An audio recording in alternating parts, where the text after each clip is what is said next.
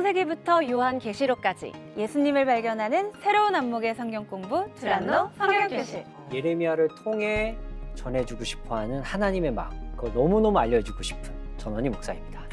네. 반갑습니다, 목사님. 잘 지내셨는지요? 네. 그렇게 살 수 있는 꿀팁 3가지만 좀 주시면 안 될까? 목사님만의 꿀팁이 있으시다면 부탁드립니다.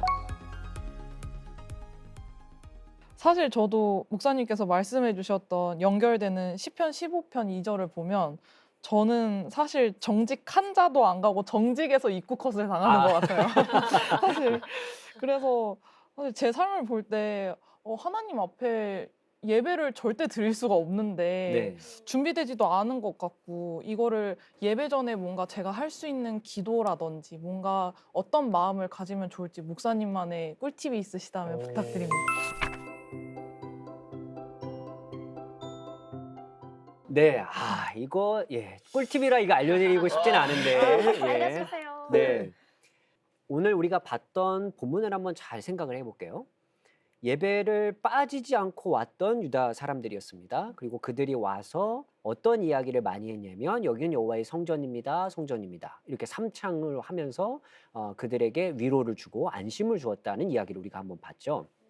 자, 그러면 우리는 오히려 예배를 어떻게 준비해야 하는가라는 질문으로 간다면 유다 백성처럼 될지 몰라요. 이 굉장히 어려운 말일 수 있는데요. 오히려 정반대의 질문을 하고 사실 우리는 예배의 자리로 와야 된다고 저는 생각합니다. 그게 뭐냐면 준비되지 않았다는 걸 인정하고 가는 예배가 돼야 된다라는 거예요. 네. 그래서 우리 그렇게 다 준비하고 딱 가면 너무 마음 좋고 하잖아요. 근데 그럴 때 우리 마음이 과연 하나님, 제가 이렇게 오늘 예배를 위해서 일찍부터 가장 좋은 걸 입고 이렇게 주님 왔습니다. 나를 드러내지 않게 되나요? 그러면 혹시? 저 이 정도 했습니다. 예. 물론 그런 노력을 하지 말라는 이야기는 아닙니다. 하지만 그런 우리의 준비가 있음에도 불구하고 사실 우리의 삶은 많이 부족했잖아요. 일주일 동안 많이 넘어졌고 회개하지 못했던 모습도 많고. 그래서 하나님, 제가 나름 최선을 다해 주 앞에 나와왔지만 사실 제 모습은 여전히 부족합니다. 이런 저도 오늘 예배의 자리에 나올 수 있나요? 라고 묻는 게 오히려 저는 예배자로서 더 중요한 질문이 아닐까라는 생각을 해봅니다. 그래서 준비라는 말보다는 오히려 준비가 안 됐음을 인정하는 것, 그게 더 저는 예배자로서 중요한 마음이라고 생각을 하는데요. 제가 이 말씀을 드려볼게요. 아까 우리 15편 얘기를 했는데 투두리스트 한번 만들어서 다음 주 주일날 한번 딱 가시잖아요. 네. 집에 가야 돼요. 맞아요. 못 들어가요. 정직했는가? 아니요. 그쵸. 안녕히 계세요. 그렇죠. 가야 돼요. 왜 가니? 근데 제가 그래서 궁금해서 성경을 좀 찾아보지 않았습니까? 네. 그럼 이 리스트대로라면 예배에 들어올 수 있는 사람이 없을 텐데 그러면 예배를 못 드렸나? 그러게요. 어떻게 되는 건가요? 밖에서 들었나요? 어떻게 되고 들리는 그쵸. 소리 이렇게 막. 그래서 저 가야 되죠. 근데 하나님이 기꺼이 문을 여시고 들어와라. 저는 거기에서 이것 때문에 사실 멈추는 거예요. 그러면 그날 드리는 예배가 어떨까요? 엄청 감격스러워. 예. 정말. 들어오는 순간부터 은혜가 막. 나 같은 죄인을 받아주셨다는 자체가 맞습니다. 네. 이 자리에 내가 와서 앉아 있는 건 아침부터 열심히 노력하고 일어나고 나의 어떤 에너지가 있었죠. 하지만 궁극적으로 이 자리에 와 있는 건 하나님 때문이잖아요. 아멘. 정말 애써서 막 하나님을 예배하려고 하지 않아도 그 마음 자체로 크신 하나님을 인정할 수밖에 없을 것 같아요. 그 네, 예배는. 맞습니다. 네. 맞습니다. 그러니까 저는 말씀드리는 게 하나님, 제가 최선을 다해 준비했는데요. 저는 여전히 부족합니다. 아직. 저 들어갈 수 있어요? 그렇게 인정하며 예배의 자리로 들어오기를 권합니다. 저만의 방법입니다. 네. 감사합니다. 이거 알려드리고 싶지 않았는데. 네.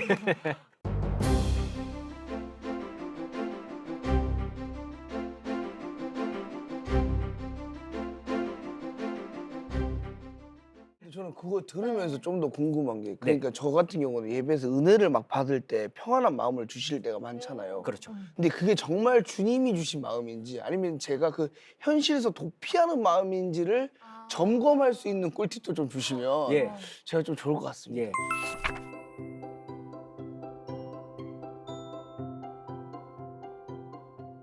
결론 먼저 말씀드릴게요. 그 평안이 어디로 이끌고 있는가?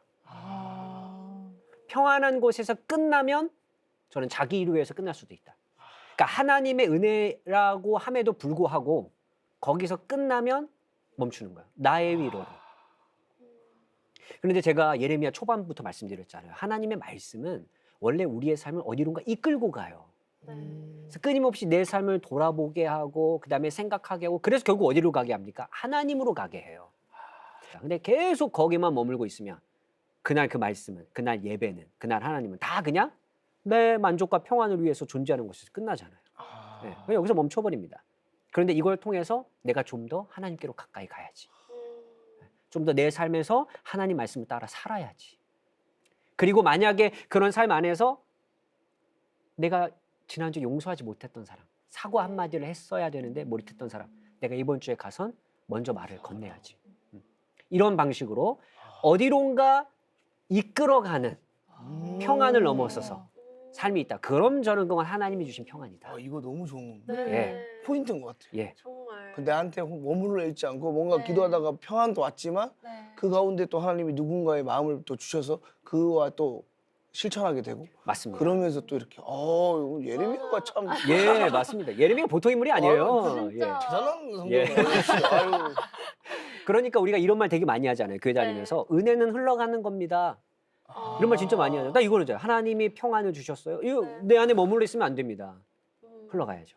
흘러내보낼 수 있게. 맞습니다. 와, 그게 진짜. 말이든 나의 표정이든 행동이든 네. 그죠? 흘러가는 겁니다. 어. 네, 흘러가는 것이 하나님이 주신 평안이다. 저는 이렇게 네. 정리하고 싶습니다.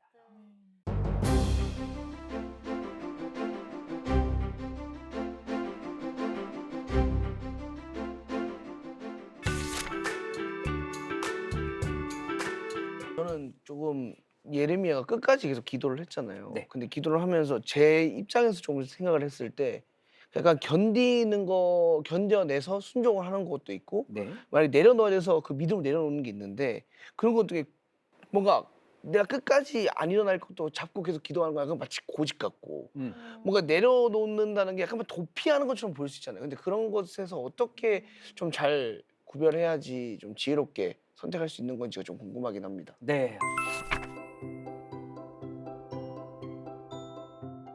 제가 가지고 있는 생각과 답이 항상 모든 게 다 옳은 답은 아니겠지만 제가 경험하고 생각해본 나름의 방법대로 말씀을 드려보겠습니다. 때로는 내려놓음이 필요하고 때로는 견딤이 필요합니다. 그죠? 왜냐하면 때로는 하나님 우리 욕심대로 뭔가 살고자 할 때 내려놓게 하시는 경우가 있고 네. 근데 이게 내 욕심이 아니라 하나님의 뜻인데 힘겹고 힘겹지만 끝까지 걸어가기를 바라시는 마음도 있겠죠. 네. 그래서 기본적으로 가장 기본적으로 해야 할 게 있어요. 모든 신앙생활에 어떠한 질문을 저에게 하시든 가장 이거는 무조건 꼭 해야 됩니다라고 말씀드리고 싶은 거. 그죠? 기도와 말씀. 그거 놓치면 제가 볼 때 모든 걸 다 놓치는 거예요. 근데 가장 신앙생활을 하는 사람들이 기본적으로 해야 할 기도도 하지 않고 말씀도 보지 않는데 무슨 답을 찾아본다? 고민의 어떤 해결 방법을 찾아본다? 그 자체가 저는 불가능한 일이라고 생각합니다. 그런데 왜 그렇게 우리는 기본을 잃고 있냐는 거예요. 왜 기도도 안 하면서 답을 찾으려고 그래요? 못하죠. 아무것도 하지 않는 상태로 답을 찾아본다는 건 있을 수 없는 일입니다.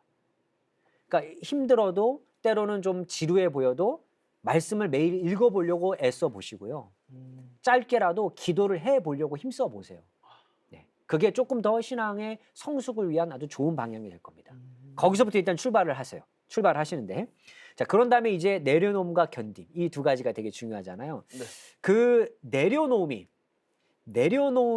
이게 정말 하나님이 원하시는 거구나. 아니면 내려놓음이 이게 하나님이 원하시는 게 아니구나. 라고 제가 생각하는 방향은 있습니다. 오.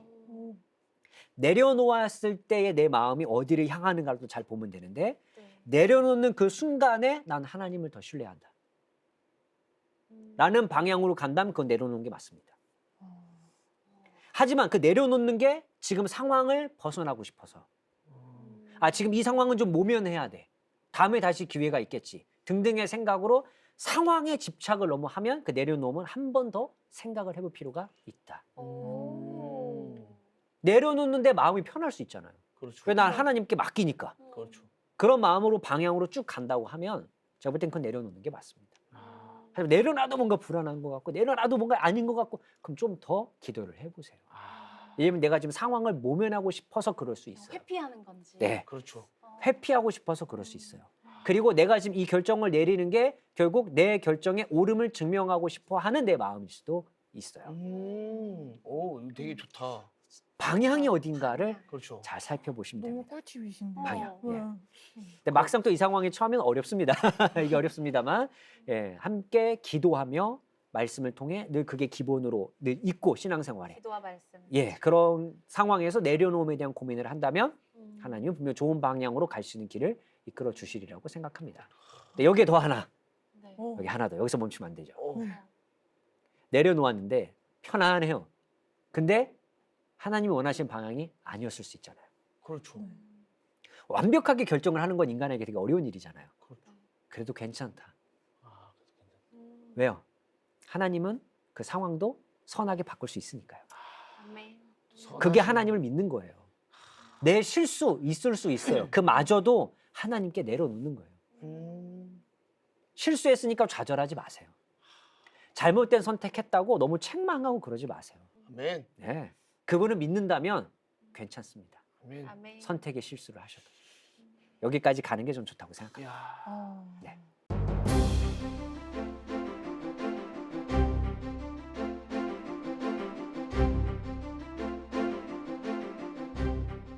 목사님, 저는 네. 오늘 말씀을 들으면서 네. 사실 제가 어렸을 때부터 들었던 말인데요. 네. 약간 뭔가 광야 생활이나 뭐 이런 고난이 올 때 그 속에서 하나님을 더 만날 수 있어서 축복이라고들 하시는데 네. 막상 광야가 이렇게 닥치면 저는 사실 이 20장 7, 8절에서 끝나는 것 같아요. 고백이.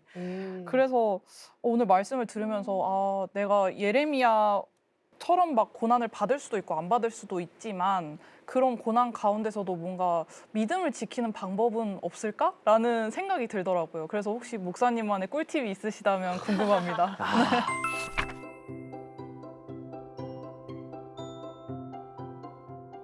고난 가운데 믿음을 지키고 싶다. 네.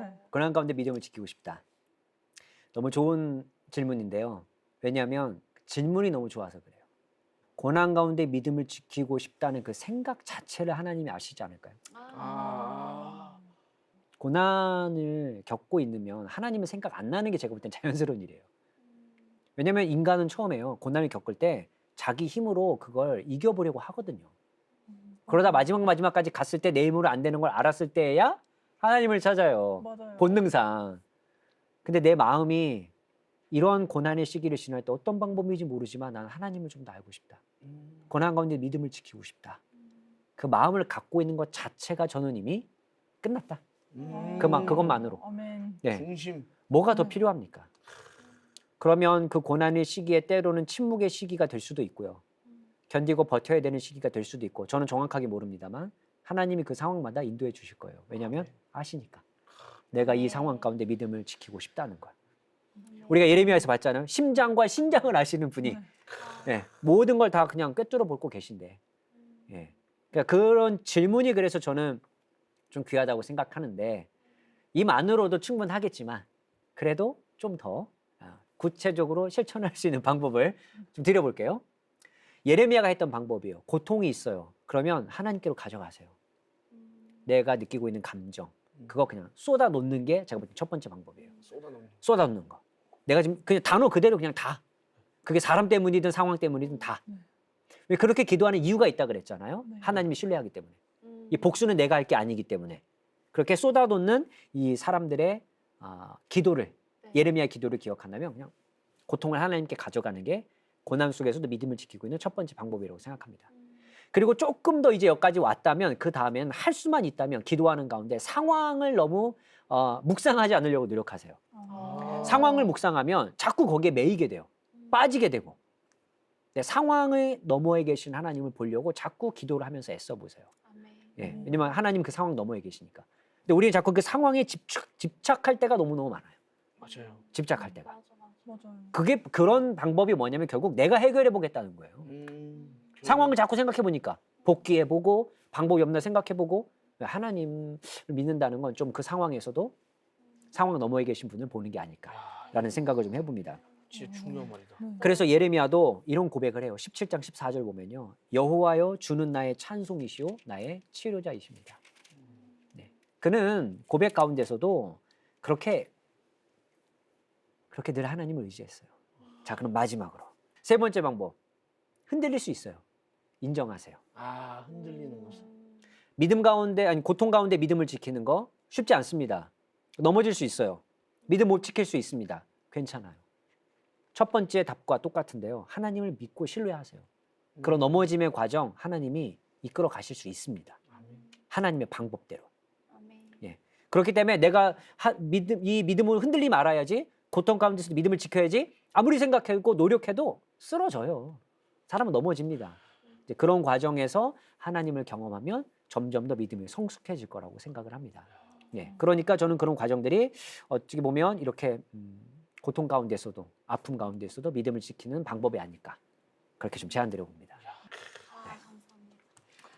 정말 예레미야 말씀이 너무 마음 아프게 다가왔는데 이렇게 목사님께서 결국 하나님이 우리에게 승리를 주실 거다라고 아멘. 말씀해 주시고 우리가 할 수 있는 건 솔직하게 털어놓고 네. 신뢰하고 네. 믿고 그러면 된다라고 맞습니다. 하시니까 뭐 다 가진 것 같고요. 맞습니다. 이제 약간 어떤 고난도 다 괜찮아. 네. 약간 이런 마음이 어. 생긴 것 같아요, 목사님. 괜찮으십니까 진짜로? 네. 지금은 지금 완전 지금은 네. 괜찮습니다. 네. 괜찮습니다. 괜찮아요. 그 마음 갖고 늘 살아가시면 네. 됩니다. 네.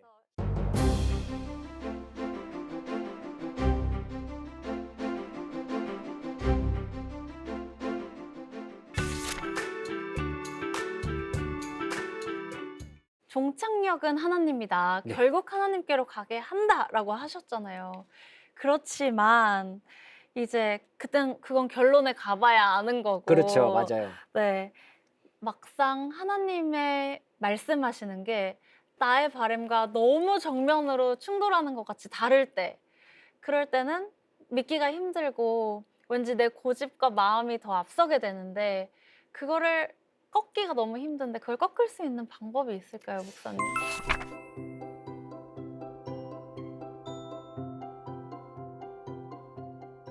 이게 참 어려운 부분입니다. 왜냐하면 인간의 본능 자체는 본능이잖아요. 그렇죠. 네. 아무도 시키지 않아도 그냥 자연스럽게 나오는 거. 맞아, 이 본능이란 단어가 맞는 것 같아요. 그렇죠. 네. 이게 사실 너무 어려운 거예요. 왜냐면 이걸 없애면 우리는 사람이 아닐 수도 있잖아요. 예, 우리가 먹고 싶어 하는 거, 자고 싶어 하는 거 본능이잖아요. 네. 예, 마찬가지로 신앙생활에도 분명히 본능이 있을 거거든요. 그러니까 굉장히 어려운 일인데 다만 몇 가지 우리가 좀 생각해 볼 부분이 있을 것 같아요. 뭐냐면 먼저 인정을 해야 돼요. 인정. 어떤 인정을 해야 되냐면 내가 생각하는 이게 틀릴 수 있다. 내가 생각하는 바램 이게 나는 지금 옳다라고 생각하기 때문에 버리고 싶지 않은 거거든요. 네. 근데 그게 틀릴 수 있다라는 걸 항상 인정하며 살아야 됩니다. 음. 그래야 하나님 말씀을 받아들이는데 조금씩 더 갈 수 있어요. 내 생각과 내 판단이 항상 틀릴 수 있어. 틀릴 수 있다. 네, 왜냐하면 그 내가 옳다라고 생각하는 것은요. 그냥 내가 좋아서가 아니라 내가 신앙생활 해보니까 이게 맞아도 있거든요. 신앙생활에는. 그저 나의 경험만. 네, 가지고. 맞습니다. 성경적이죠. 내가 경험해본 바로는 네. 그렇다. 내 경험이 다가 아니야. 항상 이 생각을 먼저 이제 하는 게 너무너무 필요할 것 같고요. 그러다 보니까 이게 1등이에요. 첫 번째, 내 신앙을 점검할 때 내가 틀릴 수도 있다. 이게 내가 다가 아니다. 자, 이런 부분이고요. 자, 그 다음에 이게 본능이 올라올 때는 이 감정이 같이 올라올 때가 많잖아요. 그렇죠. 네. 자, 그럴 때 이거 어떻게 해야 되지? 할 때 그 어떻게 해야 되지라는 그 마음 자체 그대로를 가지고 하나님께 가세요. 하나님이 잘 모르겠어요. 헷갈려요. 어려워요. 이게 맞는 것 같은데요. 어떻게 되는 거예요? 하나님 제 생각이 맞는 것 같은데요. 이거 좀 아니지 않나요? 그 수많은 내 모든 불만, 불평, 헷갈림, 어려운 감정 다 가지고 하나님께 가세요. 자, 그때 그게 이제 두 번째 단계라고 생각합니다.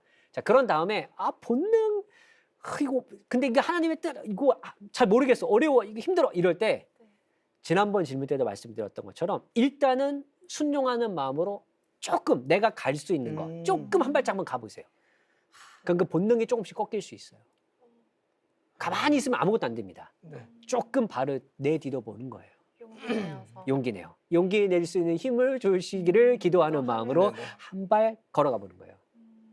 그 다음에 이건 좀 중요한 내용일 수 있는데 결과 있잖아요. 이런 순종, 이 일을 통해서 일어나고자 하는 결과. 내가 그 결과를 붙잡고 있는 건 아닌지를 점검해 볼 필요가 있어요.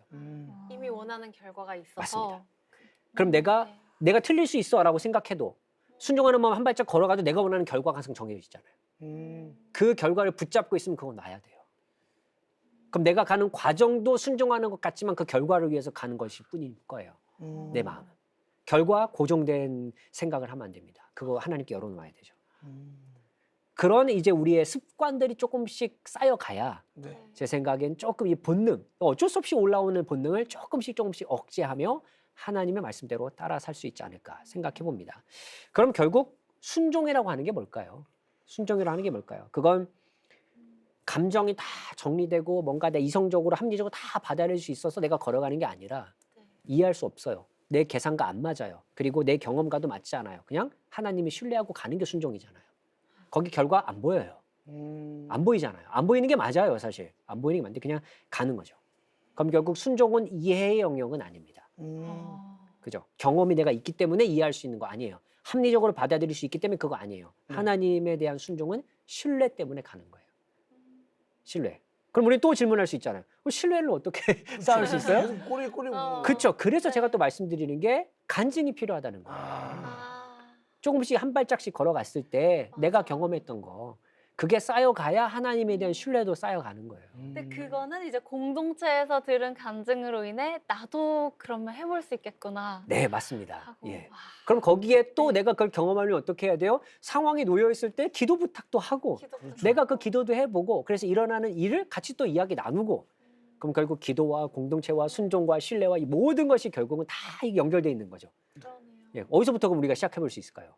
가장 빨리 해볼 수 있는 거, 이 수많은 단어들 중에. 일단 한 발자국 저는 뭔가 행동하는 게 중요할 것 같은데. 그것도 중요할 수 기도. 있고요. 기도도 중요할 수 기도. 있고, 그죠? 네. 여러분이 하실 수 있는 거, 거기서부터 시작하는 겁니다. 작은 것부터라도 하나씩. 예, 맞습니다. 근데 네. 생각만 해도 벌써부터 쉽지 않아요, 목사님. 그렇죠. 네. 그래서 사실 제 생각에는 공동체 그리고 어. 기도의 동역자가 그래서 필요한 것 같아요. 내 힘듦을 하나님께 다 쏟아놓지만 내 이야기를 그래도 같이 공감할 수 있는 나의 기도의 동역자. 네. 예, 그 이야기를 네. 해주세요, 솔직히 주변에. 음. 예, 또 그런 분을 만날 수 있으면 좋겠고요, 여러분. 네.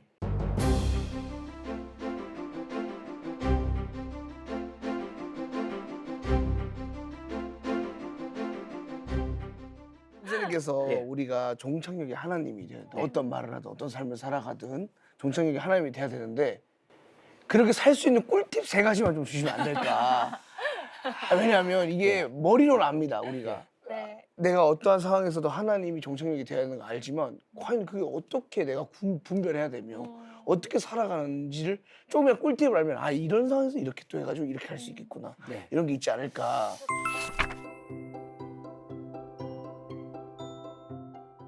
목사님의 꿀팁 네. 시간. 저번 주에 맞췄어요. 저는 일단 예. 1, 2, 3번 적어놨거든요. 예. 아니 근데 사실 그건 이미 네. 제가 다 드린 말씀인 것 같아요. 그래요? 그럼요. 이미 제가 드렸던 이야기 제가 볼 때 수많은 반복이에요. 어. 그러니까 왜 그렇게 말씀드리고 싶냐면 사실 우리가 신앙에 대해서 하나님의 뜻에 대해서 순종하고자 할 때 가장 먼저 살펴봐야 되고 가장 중요하게 살펴봐야 되는 게 뭐냐면 기본이에요. 기본. 기본. 내가 사랑을 실천하며 살겠다. 그것도 내 의를 드러내기 위함 아니잖아요. 하나님께로 가는 길이잖아. 모든 건 다 종착역이 하나님이에요. 어떤 것도 하나님의 길이 아닌 거 없어요. 그게 하나님의 길이 아니면 그게 이상한 거예요. 그거 바꿔야 돼요. 그래서 오히려 제가 역 꿀팁을 여러분이 생각할 때 내 신앙생활 이 한 가지는 내게 반드시 있어야 돼. 그거 붙잡고 있는지 살펴보라는 거예요. 근데 이 질문 자체도 제가 뭔가 새로운 걸 알아내고 싶었던 것 같아요. 네. 기존에 있었던 것들을 또 안 보이고 그냥 새로운 걸 또 궁금했던 걸 찾고 싶었던 것 같아서 네. 예. 잘 점검의 시간이 된 것 같아서 예. 너무 좋습니다. 네. 그렇게 생각해 보시면 좋겠습니다. 목사님 저는 질문보다는 오늘 느낀 게 많아서 네. 느낀 점을 조금 나누고 싶은데요. 네. 오늘 말씀을 들으면서 하나님은 참 역설적인 분이시다라는 그런 생각을 많이 했던 것 같아요. 저도 사실 신앙생활을 하면서 뭔가 이런 말씀을 들을 때나 이런 상황적으로 볼 때 하나님이 절벽으로 미시는 것 같기도 하고 어떨 때는 폭풍 속으로 뛰어들어라 하실 때도 있고 또 이제 지난주 이제 말씀을 보면 포로로 끌려가야 된다고 하시잖아요. 근데 결국에는 그거를 나를 구원하시려고 나를 이제 생명으로 이끌어 가시려고 절벽인 줄 알았는데 알고 보니까 더 넓은 평야가 나오고 폭풍인 줄 알았는데 예수님이 계시는 그런 상황인 것 같다라는 그런 마음을 좀 많이 주셔가지고 이런 걸 좀 나누고 싶었습니다. 너무 네. 감사합니다. 너무 감사합니다. 지금 너무 중요한 말씀인데 신앙생활을 하는 사람들은 어찌 보면 이런 것 같아요. 폭풍이 없을 수는 없습니다. 수많은 폭풍이 내 주변에 있는데 거기에 아무 소리도 들리지 않고 잠잠하게 있는 나. 이게 하나님을 믿는 사람들의 모습이 아닐까 싶어요. 폭풍 속에서 아무것도 들리지 않는다. 네. 잠잠하게 있는 거죠, 나는. 하나님 때문에 잠잠히 있을 수 있는 거. 맞습니다. 네. 그분이 뭔가 이렇게 비누방울 하나 안에 나를 넣어놓으신 것 같은 느낌. 그렇죠. 지금 계속 파도는 치는데, 아, 예. 근데 그 하나님이 거기 옆에 같이 계신 거죠. 폭풍을 없애시는 건 아니에요. 저 거기 흔들릴 수 있습니다. 그죠? 하나님이 그 보호 안에 잘 넣으셔서 듣지 말고 내 이야기 잘 듣고 살아가라. 그게 하나님을 신뢰하는 사람들에게서 나타나는 모습이 아닐까 생각을 해봅니다. 예.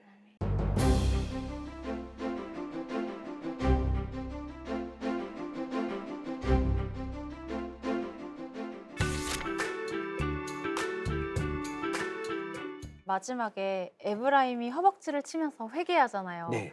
그 모습을 볼 때, 아, 저도 저렇게 정말 진심으로 하나님 앞에 나가서 회개하고 다 내려놓고 싶다라는 생각이 드는데, 이상하게 제가 회개를 할 때는 머리로는 회개를 하고 제가 지은 죄를 입으로는 고백하지만 정말 이 허벅지를 칠 정도인가? 마음 깊이 막 너무 죄송해하면서 회개가 전 좀 어렵더라고요. 그럴 때 이거를 계속 그게 될 때까지 해야 되는 건지, 아니면 한 번 회개했으면 그걸로 끝을 내고 다 된 거고 그게 오히려 맞고 건강한 건지 좀 헷갈립니다. 아, 맞아요.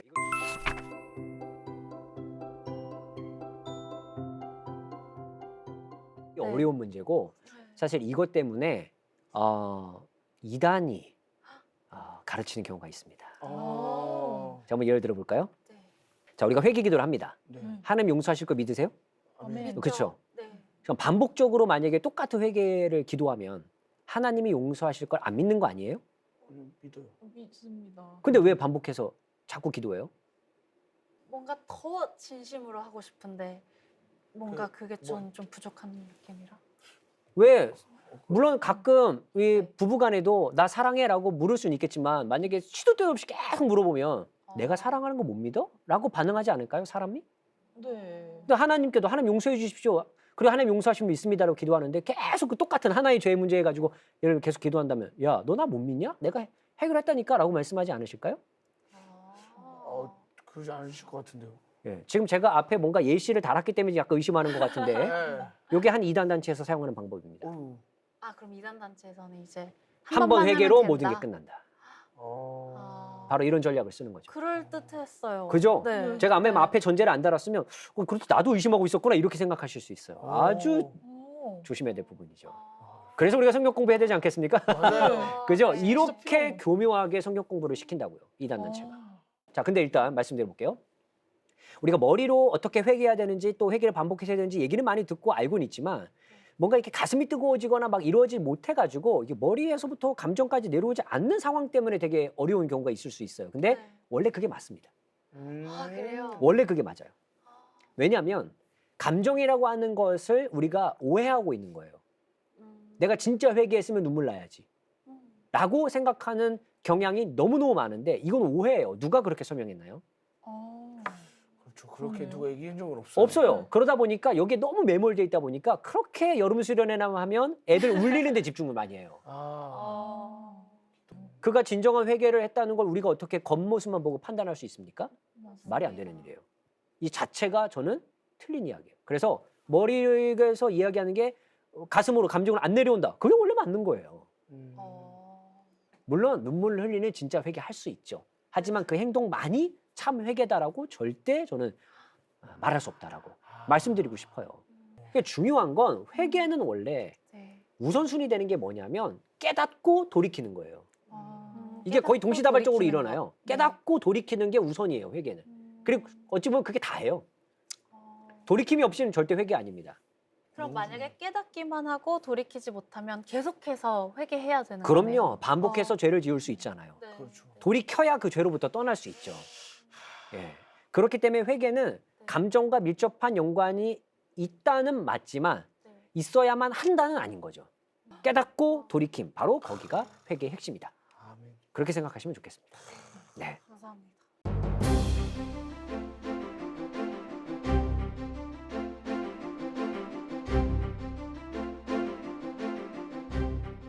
사실 저도 사실 약간 F여가지고 뭔가 그런 상상을 해보았거든요. 근데 제가 실제로 막 북한에 있고 이렇게 예수님을 믿으면 진짜 목숨을 내놓아야 하는 상황이 됐을 때 나는 그럴 수 있을까? 라는 생각이 드는 거예요. 근데 또 지금 예레미야 이렇게 말씀을 듣고 진짜 하나님 앞에 목숨을 바치고 싶은데 이 마음을 그대로 고백해도 되는 건지 아니면 지금 순간의 감정 때문에 고백하는 걸 수도 있기 때문에 조금 가다듬고 고백해야 되는 건데 조금 이게 조금 헷갈리는 것 같습니다.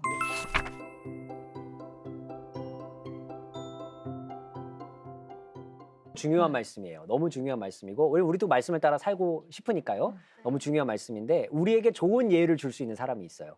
베드로. 나는 절대 예수님을 부인하지 않을 겁니다. 절대 떠나지 않을 겁니다. 근데 예수님은 너 닭 3번 울기 전에 나 부인할 거다. 베드로의 어떻게 보면 결단은 거의 목숨 걸겠다라는 행동이었거든요. 맞아요. 근데 목숨을 걸 때가 되니까 도망가잖아요. 네. 그런데 베드로는 예수님의 역사에서 지워진 인물이 됐나요? 아니요? 아니죠. 이게 감정이든 확신이든 할 수만 있다면 확신 가운데 움직이는 게 너무 좋겠죠. 하지만 감정 가운데 뭔 어떤 내가 행동을 한다 그래서 그게 꼭 문제가 되느냐? 저는 또 그렇진 않다고 생각합니다. 왜냐하면 그런 베드로의 실패와 같은 삶도 하나님은 사용하시니까요. 그럼 그는 닭이 울 때마다 생각하지 않았을까요? 그렇죠. 옛날에 맞아. 내가 그렇게 야, 그럼 정신 똑바로 차리겠죠. 괜히 딴 길로 가다가 닭 우는 소리 들으면 이러면 안 되는데. 이런. 어찌 보면 그게 베드로에게는 굉장히 좋은 경험일 수 있잖아요. 그러니까 목숨을 건다. 이 말 굉장히 사실 어려운 말이고 그 단어 안에 뭔가 우리가 많이 그럴 수 있겠습니다만 결국 우리는 너무 계산하느냐고 확신이냐 감정이냐 이런 계산하느냐고 시작해야 될 것도 시작하지 못하지 말고 일단 한 발 내딛는 거예요. 이거 제가 진짜 자주 말씀드리죠. 그렇게 한 발 내딛으면서 교정도 받고 길도 찾아가고 때로는 실수도 하고 때로는 올바른 길도 걷고 그러면서 우리는 하나님의 길을 함께 걸어가는 거예요. 그리고 하나님 의지해서 내가 한 발 내딛어 보겠습니다. 근데 이게 제 감정일 수도 있어요. 기도하면서 하나님 그러면 그 길 가운데 하나님 교정해 주십시오. 제가 가는 길을. 아니라면 막아 주십시오. 그리고 제가 설령 이런 길을 간다 할지라도 난 하나님을 신뢰하니까 그분은 내 실수도 선으로 바꿀 수 있는 분이라고 믿습니다. 하지만 늘 경계하는 마음은 있는 거죠. 너무 감정적으로 움직이지 않게 조심하기 위한 내 마음. 그런 마음으로 생각해 본다면 저는 하나님께 이런 내 마음만 솔직한 고백들, 이 지금 불안한 이 마음들, 걱정, 계산하는 마음들 다 놓고 이 자체가 마음 정단 잡히는 거니까요. 그렇게 놓고 한 발 가는 거죠. 예레미야 그 한 10대 어린 나이에 자기 말에 굉장히 뭔가 권위도 없을 그 나이에 갈 수 있었던 이유는 하나님이 내가 너 안다. 너 모태에 짓기 전부터 내가 알았다. 그 말씀 한마디 믿고 간 거잖아요. 그죠? 지금껏 믿어왔던 하나님을 여러분이 신뢰하신다면 앞으로의 길도 인도하실 거라는 믿음도 당연히 있지 않으세요? 믿고 가는 거죠. 아멘. 예, 그런 예레미야의 어떤 나타나셨던 하나님이 우리들에게도 위로가 되지 않나 싶어요. 예, 그러니까 그렇게 마음 전당 잡히면서 가세요. 아멘. 가세요. 예, 그러면 됩니다. 네.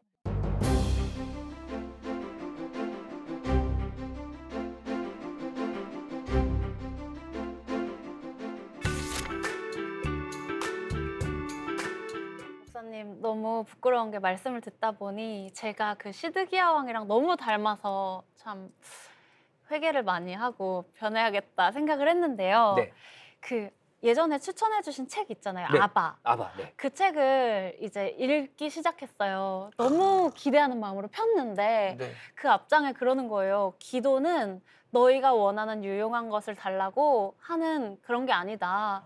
그리고 어차피 하나님은 그런 사람들에겐 주시지 않는다. 제가 너무 간절해서 읽었는데 읽었는데 기도 제목을 가득 안고 그 말을 듣고 조금 더 읽는데 계속 그런 내용인 거예요. 제가 책을 탁 덮었어요. 내가 감당할 수 없는 책이구나. 내 수준에는 맞지 않다. 그러니까 조금 마음이 나아지더라고요, 목사님.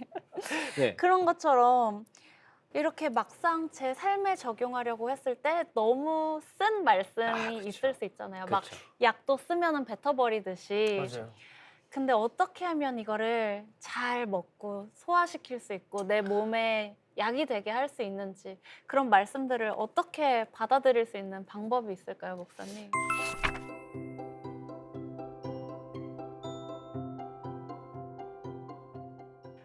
성경도 그렇고 그 책을 읽으셨던 경험도 그렇고 네. 제가 볼 때는 다 같은 부류 안에 있는 것 같아요. 신앙생활도. 어. 네. 몇 가지 그럼 제가 해결할 수 있는 방법을 좀 알려드려 볼게요. 일단 말씀이 좀 급한 어떤 생각이 좀 들 때 아니면 진짜 이건 좀 나한테는 아직 좀 아닌가라는 생각이 좀 들 때 오히려 그렇게 생각이 드는 이유가 있을 수 있어요. 그 원인 점검을 먼저 한번 우리가 하고 그다음에 해결 방법을 한번 나와 볼게요. 네. 첫 번째는 이해보다 순종의 마음이 너무 급하게 앞서서 그럴 때가 있어요. 그러니까 천천히 이해하며 가는 과정이 필요한데 나 지금 순종해야지. 나 지금 빨리 답을 얻어야지. 나 지금 빨리 결단해야지. 아까 말씀하셨잖아요. 나 네. 지금 급하고 지금 기도의 제목이 있고 네. 그렇죠. 그래서 추천해 주신 책이 있으니 이걸 딱 읽으면 내가 해결이 다 될 거야. 네. 그렇게 빨리 해결되지 않습니다. 순종의 길을 걸어간다는 건 지금 결단해서 오늘 해결할 문제가 아닌 거예요. 언제인지도 몰라도. 그러면 결론을 말씀드릴게요. 꿀팁 몇 가지. 네. 첫 번째, 네. 전부를 실천하려고 하지 마시고 한 부분만 실천하세요. 한 부분이라도. 한 부분. 네. 자, 예를 들어 보겠습니다. 쉬지 말고 기도하라. 하실 수 있습니까? 아니요.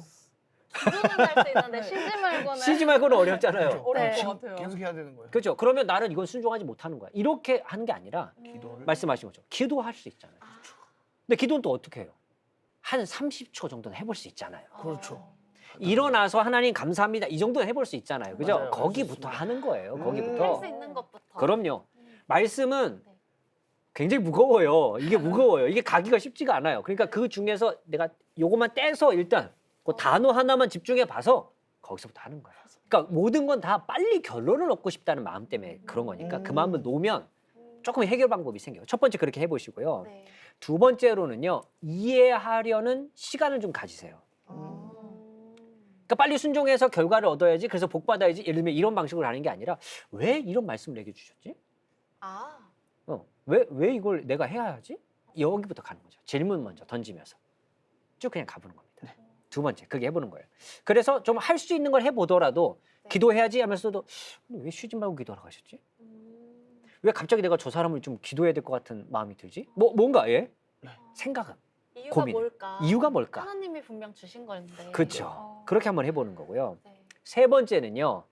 아까 우리 원수를 사랑하라. 원수한테 연락해봐야지. 연락을 했더니 연락을 받아줬어요. 그래서 그래, 이제 좀 만나봐야 되겠다. 만났더니 상처받았어요. 연락하고 싶지 않아요. 이럴 수 있잖아요. 네. 네. 실패한 것 같죠? 네. 그게 과정입니다. 아. 실패를 인정하세요. 근데 중요한 건 그건 실패가 아니라는 거죠. 과정인 거. 과정인 거죠. 바로 이해의 과정일 수도 있고요. 음. 고민의 과정일 수도 있고 그냥 과정이에요. 그죠? 그 과정이 필요합니다. 음. 자, 네 번째. 그럼 실패하고 난 다음에 네. 우리는 이해의 과정과 또 다른 과정으로서의 질문이 생깁니다. 하나님, 내가 연락도 했어요. 네. 안 보던 애한테. 만나기까지 용기를 가졌습니다. 근데 나에게 상처를 주고 끝났어요. 왜 이러시는 거예요, 하나님? 물어보기. 그렇죠. 따지기. 아. 따지기, 하나님께 따져보기. 이거는 이해의 과정과는 또 다른 과정이에요. 내가 경험 속에서 나온 것 때문에 나온 어떤 이야기들이니까. 해보는 거죠. 그렇게 해서 이 네 개의 어떤 시간들이 복잡하게, 꼭 이 순서대로 가는 건 아닐 수 있습니다. 네. 복잡하게 얽히다 보면 어느 순간, 결론을. 몇 발자국 와 있네? 아. 라는 걸음을 발견하실 수 있을 겁니다. 와. 그렇기에 네. 순종이라고 하는 건 억지로 하면 금방 끝나요. 음. 확 불타오를 때 그냥 해버리면 네. 금방 식고 맙니다. 빨리 식어버리고. 순종은 뭐냐 하면 이해하고 받아들이는 겁니다. 그죠? 당연히 그 과정이 필요해요. 그래서 순종은 어떻게 보면 길게 보고 가는 거예요.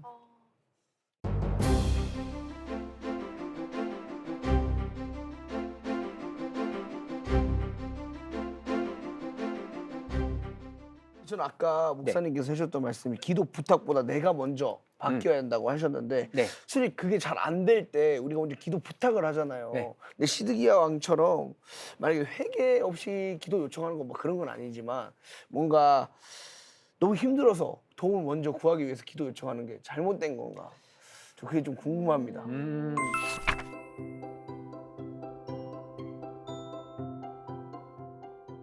잘못된 건 아닙니다. 어. 아닌데 그 상황을 정확하게 이해하기 위해선 시드기야가 왜 기도 부탁을 했는가를 우리가 알면 그 차이를 좀 알 수 있을 것 같아요. 오늘 제가 강의 중에 설명을 좀 드렸는데 시드기야가 왜 부탁했는지 아시죠? 자기가 원하는 게 아직 오지 그러니까 않아서 알았을 때. 그 답 들으려고. 그 답 들으려고 한 거예요. 그러면 그는 마음을 바꿀 생각이 좀 있지는 않아요. 그렇죠? 당연히 그렇습니다. 자, 그런데 오히려 지금 말씀하신 것처럼 내가 원하는 건 왔으면 좋겠어라는 마음이 한켠에 있을지라도 우리 한편에 그거와 싸우는 마음이 좀 있어요. 지금 질문하신 분도 아마 비슷한 마음이 있을 텐데 그게 뭐냐면 그래도 하나님의 마음이 이게 아니라면 내가 좀 바꿔야 하지 않을까? 근데 이건 좀 있으면 좋겠어. 하나님이 이건 좀 해주시면 좋겠는데 그래도 하나님 뜻이 아니면 내가 뭐 어떻게 하겠어 사실. 이거 버려야지라는 마음이 그래도 우리 마음에 좀 있어요. 시드기야는 그것마저도 없었던 사람이에요. 조금이지만 그 마음에 분명히 도사리고 있는 그 어떤 게 있을 겁니다. 우리 민성 형제님 마음 안에도. 그게 시드기야와 제가 볼 땐 큰 차이예요. 그래서 뭔가 그런 기도 부탁은 조금 이 마음 있잖아요. 이거 당신이 좀 기도해줘서 이 마음을 조금씩 좀 키워나갈 수 있도록 기도해주면 좋겠어요라는 마음이 아마 저는 그 기도 제목에 좀 포함되어 있지 않았나 생각이 좀 듭니다. 그런데 반대로 내 마음도 시드기야와 똑같은 걸요? 그러면 제가 볼 때는 어떤 기도 부탁을 해도 그건 이루어지지 않을 겁니다. 내 자신이 어떤 마음인지를 더 많이 그렇죠. 알아봐야 되는 거구나. 물론 내가 원하는 걸 바꾸고 싶은 마음이 훨씬 크죠. 훨씬 크지만 여기 저기 조그만 거에 그래도 하나님의 뜻이 이게 아니라면 내가 순종을 해야지. 좀 불편하고 힘들고 괴롭지만 근데 그게 조금씩 커지면 이게 조금씩 작아지겠죠. 그런 과정을 위한 기도의 부탁은 또 필요할 수도 있어요. 그래서 거기서부터 일단 출발하는 거고요. 그러니까 성경은 뭔가 그런 완벽한 마음을 가진 기도보다 바로 우리 마음 그 안에 무엇이 좀 자리 잡고 있는가를 말씀하시는 게 더 우선이 되지 않나라는 생각을 좀 해봅니다. 그래서 진짜 위험한 기도라고 하면요. 뭐랄까요? 하나님, 내 마음은 바뀔 생각이 없습니다. 이런 건 제가 볼 땐 기도가 아니라 그거는 그 점집에 가서 원하는 걸 얻기 위한 제가 볼 때 그거와 거의 다를 바 없습니다. 그래서 기도 자세, 기도 부탁하는 건 나쁜 일이 아니지만 왜 기도를 부탁하고 있는가? 그 마음을 알고 있는 게 중요하다. 시드기야처럼은 하지 말자. 네. 그렇게 정리하시면 좋겠습니다. 네, 목사님 오늘도 말씀으로 저희를 이렇게 쿡쿡 찔러주셔서 감사합니다. 네, 감사합니다. 감사합니다.